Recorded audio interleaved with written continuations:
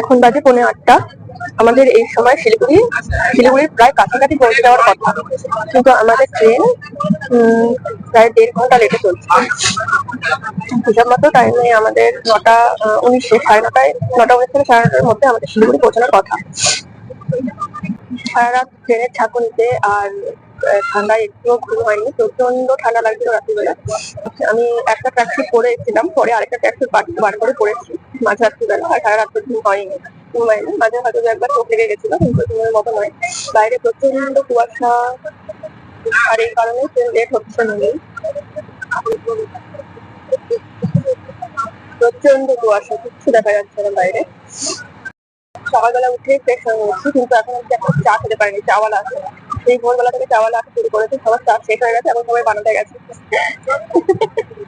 আমাকে দেখে চিন্তি করছে, আমি ভিডিও বানাচ্ছি বলে বলছে খাচ্ছে আমার, হচ্ছে আমার টাকা ঘুরতে যাচ্ছে, আর এসব করে বেড়াচ্ছে। আমি নাকি এসব করে বেড়াচ্ছি, কিসব করে বেড়াচ্ছি, আমি কিসব করে বেড়াচ্ছি, লজ্জা করে না তোমার?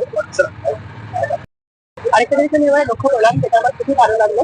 আমি প্রায় 2014 থেকে ট্রাভেল করছি এই রুটে।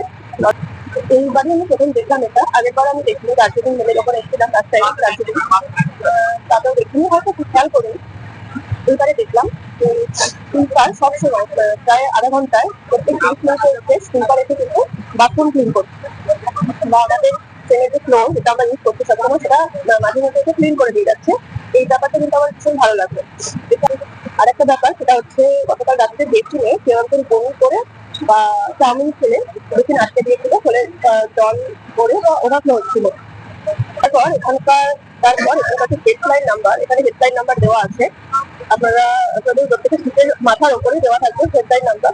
সেই হেডলাইন নাম্বারে ফোন করে আপনারা কোনো রকম চেঞ্জ চাইতে পারেন। কোনো রকম চেঞ্জ যদি কোনো রকম নোংরা হয়ে যায়, সেক্ষেত্রে ক্লিনলিনেসের জন্য, ক্লিন করার জন্য আপনারা ওই হেডলাইন নাম্বারে ফোন করে চেঞ্জ চাইতে পারেন, বা যে কোনো রকম সমস্যা হলে হেল্পলাইনে ফোন করে, হেডলাইন নাম্বারে ফোন করে চেঞ্জ চাইতে পারেন।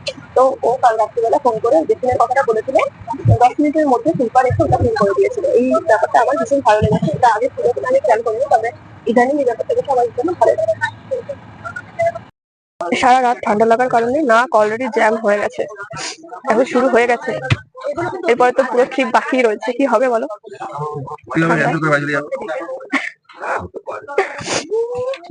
তবে রাত্রিবেলা আমি বুদ্ধি করে নাকে নেজাল ড্রপ লাগিয়ে শুয়েছিলাম, সেজন্য নাকটা বন্ধ হয়ে যায়নি। প্রচন্ড খিদে পাচ্ছে,